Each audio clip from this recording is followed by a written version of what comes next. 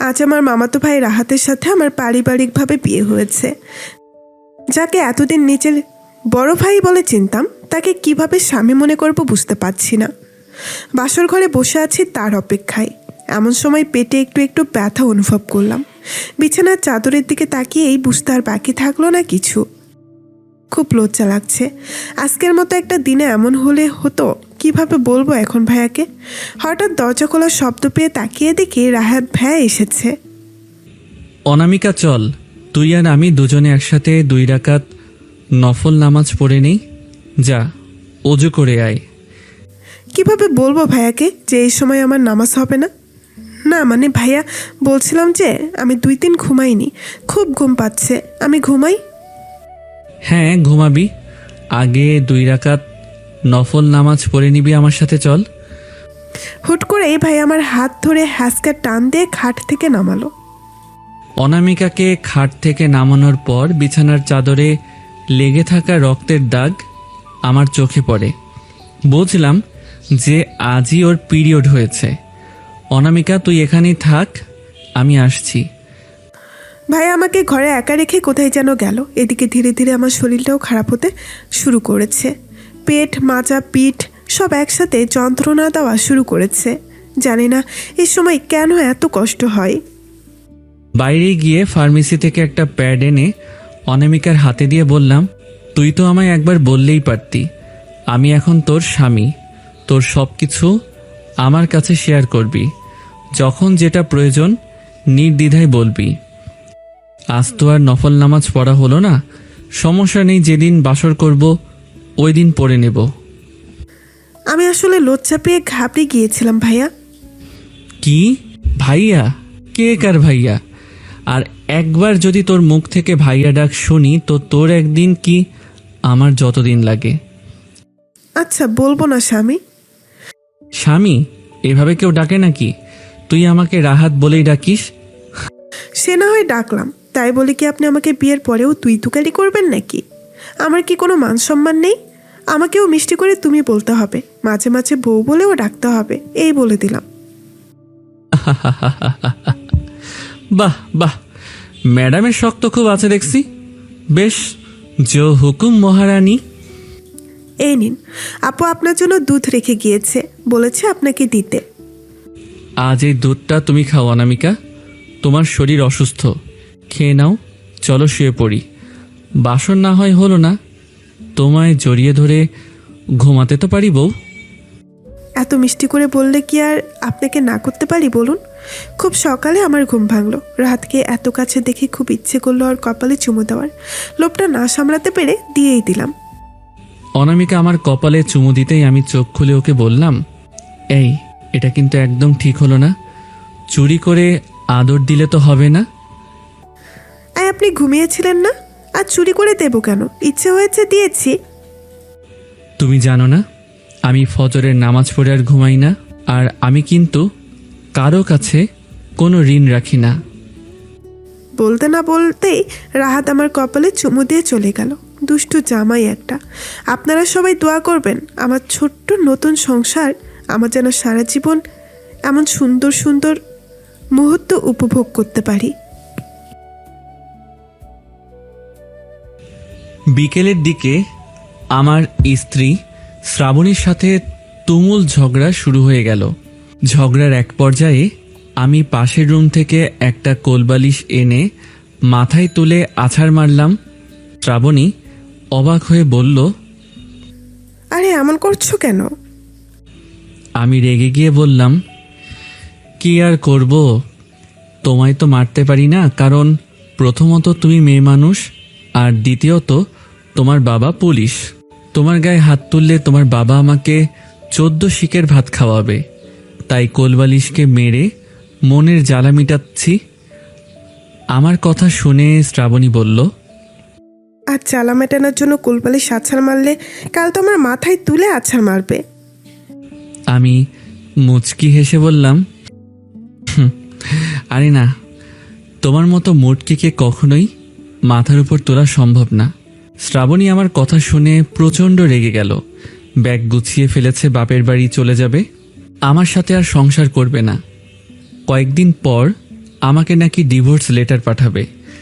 Room থেকে বের হওয়ার সময় আমায় বলল, আমি তো এখন পুরাতন হয়ে গেছি, তাই আমাকে মুটকি লাগে, কিন্তু ভার্সিটি লাইফে এই মুটকির পেছনে পেছনে অনাথ কুকুরের বাচ্চার মতো ঘুরতে।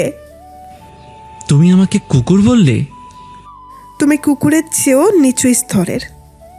শ্রাবণী একটা রিক্সা দিয়ে যাচ্ছে, আর আমি পিছন পিছন অন্য একটা রিক্সা দিয়ে ওকে ফলো করছি। শ্বশুরবাড়ির সামনে আসলে আমি রিক্সা থেকে নেমে ওর কাছে গিয়ে বললাম, তোমার পিছন পিছন এসেছি বলে এটা ভেবো না আমি তোমাকে নিতে এসেছি। সন্ধ্যা হয়ে গিয়েছিল, রাস্তায় তোমার কোনো সমস্যা হলে তোমার বাপ আমাকে জেলে ঢুকাতো, তাই তোমার সাথে সাথে এসেছি। শ্রাবণী রেগে গিয়ে বলল, তোমার কি ধারণা তোমার মতো নিচু চরিত্রের মানুষ আমাকে নিতে চাইলেই আমি যাব?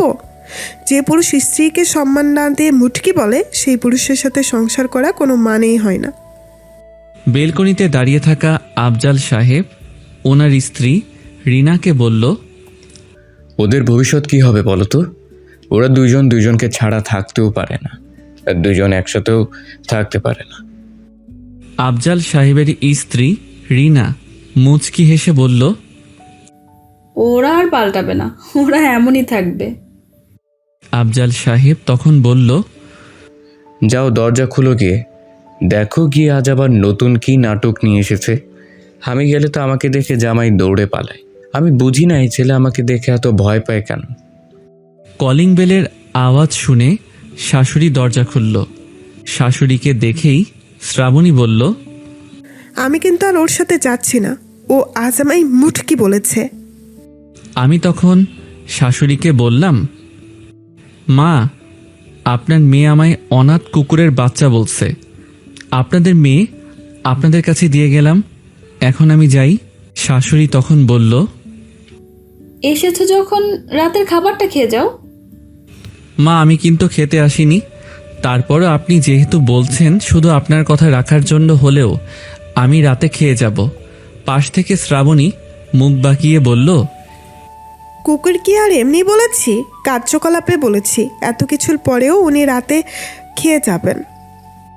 এই অপমান আর সহ্য করা যায় না। আমি রাগে শ্বশুরবাড়ি থেকে বের হয়ে গেলাম। মনে মনে প্রতিজ্ঞা করলাম, আর যাই হোক, শ্রাবণীকে আর বাসায় আনব না, ওর কথা মনে করারও চেষ্টা করব না। আজ থেকে আমি ওকে ছাড়াই একা শান্তিতে থাকব।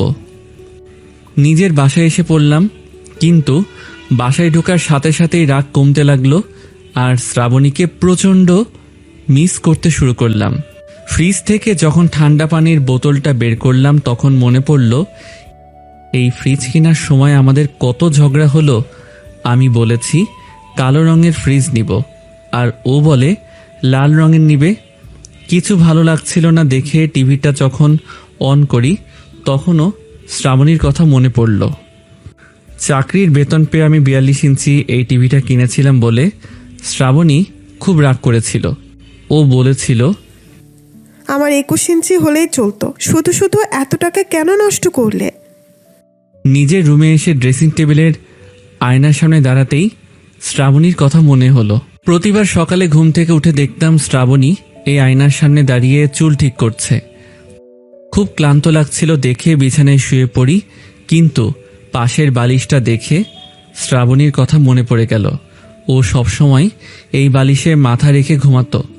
বিছানা থেকে উঠে বসলাম আর মনে মনে ভাবতে লাগলাম, এইসব আমি কি ভাবছি? শ্রাবণীর কথার ভাববো না। ও একটা বদরাগী মেয়ে, নিজের স্বামীকে কুকুর বলেছে। চোখ মুখে পানি দেওয়ার জন্য ওয়াশরুমে যখন ঢুকলাম, তখন মনে পড়ল গোসলের সময় শ্রাবণী যতবার আমাকে তোয়ালেটা দিতে এসেছে, ততবারই আমি শ্রাবণীকে টেনে ওয়াশরুমের ভিতরে নিয়ে এসেছি। তারপর ওর গোলাপি ঠোঁট। এমন সময় দেয়াল ঘড়ির ঢং ঢং আওয়াজ হতে লাগলো। রাত 12টা বাজে। এই দেয়াল ঘড়িটাও শ্রাবণী কিনে এনেছে। না, আর সহ্য করতে পারছি না। শ্রাবণীকে ছাড়া এক মুহূর্ত থাকা সম্ভব না। এই বাসার প্রতিটা কোণায়, প্রতিটা আসবাবপত্রে শ্রাবণীর অস্তিত্ব লুকিয়ে আছে। তরকারির ঘ্রাণ পেয়ে আফজাল সাহেব আর ওনার স্ত্রী রিনা রান্নাঘরে গেলেন। গিয়ে দেখেন ওনাদের মেয়ে রান্না করছে। আফজাল সাহেব অবাক হয়ে মেয়েকে বলল, এত রাতে মা কার জন্য রান্না করিস? মেয়ে মুচকি হেসে বলল, তোমাদের জামাইয়ের জন্য রাতে না খেয়ে থাকলেও আবার অসুস্থ হয়ে যায়। আফজাল সাহেব বলল, জামাই তো রাগ করে চলে গেছে। মেয়ে মুচকি হেসে বলল, গিয়ে দেখো, হয়তো গেটের বাইরে ঘুরঘুর করছে। তুমি ডেকে বাসায় নিয়ে আসো, আমি টেবিলে খাবার দিচ্ছি। বেলকনিতে এসে আফজাল সাহেব দেখে পিয়াস বাসার গেটের সামনে দাঁড়িয়ে আছে। আফজাল সাহেব ওনার স্ত্রীকে বললেন, জামাইকে ডেকে বলো উপরে আসতে, আমি ডাকলে ভয় আবার আসবে না। বাসায় ঢুকে দেখি ডাইনিং টেবিলে আমার পছন্দের সব খাবার। নিশ্চয়ই শ্রাবণী রান্না করেছে। এই মেয়েটা আমায় অসম্ভব রকমের ভালোবাসে। আমি তখন শাশুড়িকে বললাম, মা, আমি কিন্তু আপনার মেয়েকে নিতে আসিনি, খাবার রেখে রাগ করে চলে গিয়েছিলাম বলে আবার এসেছি। আমার কথা শুনে শাশুড়ি হাসতে লাগলো, আর চোখে শ্রাবণীর দিকে তাকিয়ে দেখি শ্রাবণীও মিটিমিটি হাসছে। এই সেই হাসি যে হাসি দেখে আমি প্রথম শ্রাবণীর প্রেমে পড়েছিলাম। 2001 সালের দিকের একটা ঘটনা। তখনকার সময়ে ইলেকট্রিসিটি এতটা সহজলভ্য ছিল না। তখনকার সময়ে গ্রামে বিদ্যুৎ ছিল না, তবে বাজারে ছিল। আমার বাবা পেশায় একজন ভ্যান চালক ছিলেন। তিনি ভ্যান চালানোর সুবাদে এক গ্রাম থেকে অন্য গ্রামে প্রায়ই যাতায়াত করতেন। ঘটনার দিন বাবার বিকেলে একটা ভাড়া আসে। আমাদের গ্রামের এক মুরব্বী মারা যায়। তিনি মেয়ের বাড়িতে বেড়াতে এসে মারা যান, তাই তার লাশ তার বাড়িতে নিয়ে যাবেন। আমাদের 2টা গ্রাম পরেই ছিল তাদের বাড়ি। লাশ হওয়াতে বাবা নিতে চায় না, কিন্তু ভাড়া বেশি দিবে শুনে বাবা রাজি হয়ে যায়। তখন যে লোকটা মারা গেছে তার লাশ ভ্যানে ওঠানো হয়। তখন তার মেয়ের জামাই সহ আরও 2টা লোক ভ্যানে করে লাশের সাথে যায়। লাশ নিয়ে যেতে যেতে প্রায় এশার ওয়াক্ত পার হয়ে যায়। তখন বাবা লাশ নামিয়ে দিয়ে ভাড়া বুঝে নিয়ে বাড়ি চলে আসে। ওনারা রাত হয়ে যাওয়াতে বাবাকে থাকার অনেক অনুরোধ করে, কিন্তু বাবা থাকে না, কারণ পরের দিন ফজরের আজানের পর বাবার একটা ভাড়া আছে। বাবা একাই ভ্যান নিয়ে চলে আসে। বাবা যখন বাজার পার হয়ে গেছে তখন বাবা খেয়াল করলো বাবার গাড়িটা অনেক বেশি ভারী মনে হচ্ছে, টানতে অনেক কষ্ট হচ্ছে। বাবা তখন পিছনে তাকালো, দেখলো কিছু নেই। বাবা একটা বিড়ি জ্বালায়, বিড়ি টানতে টানতে সামনের দিকে রওনা দিচ্ছে।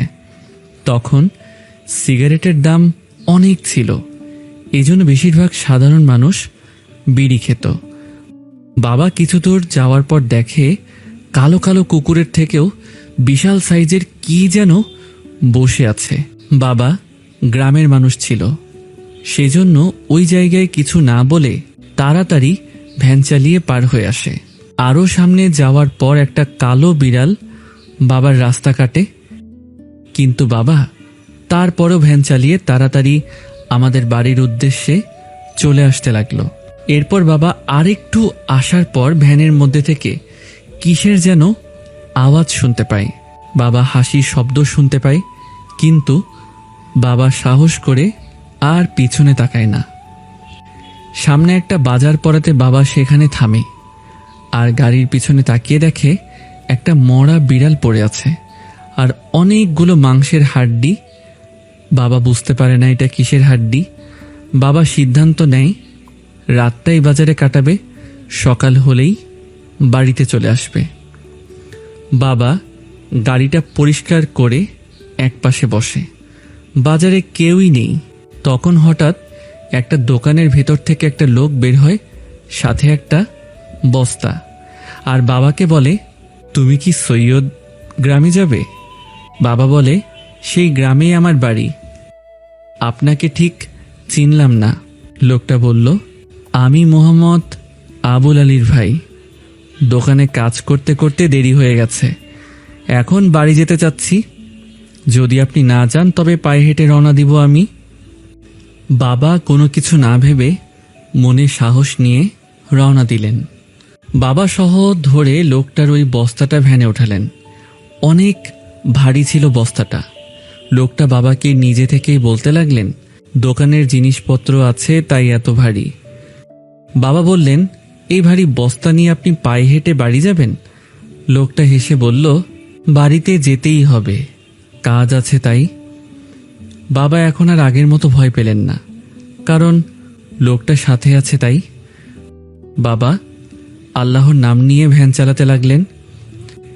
ভ্যানে ওঠার পর লোকটা কোনো কথাই বলছিল না। বাবা কিছু বললে হ্যাঁ বা হুঁ এরকম উত্তর দিচ্ছিল। আমাদের গ্রামে বাবা ঢুকে গেল। আমাদের বাড়ি আরও 1.5 কিলোমিটার। কিছু দূর আসার পর বাবা পিছনে কিসের যেন শব্দ পাচ্ছে। পিছনে ফিরে দেখে লোকটার চোখগুলো গলে গলে পড়ছে, আর লোকটা বস্তা থেকে হাড্ডি বের করে করে খাচ্ছে। এটা দেখার পরে বাবা দোয়া দরুদ পড়তে লাগলো আর আজান দিতে লাগলো।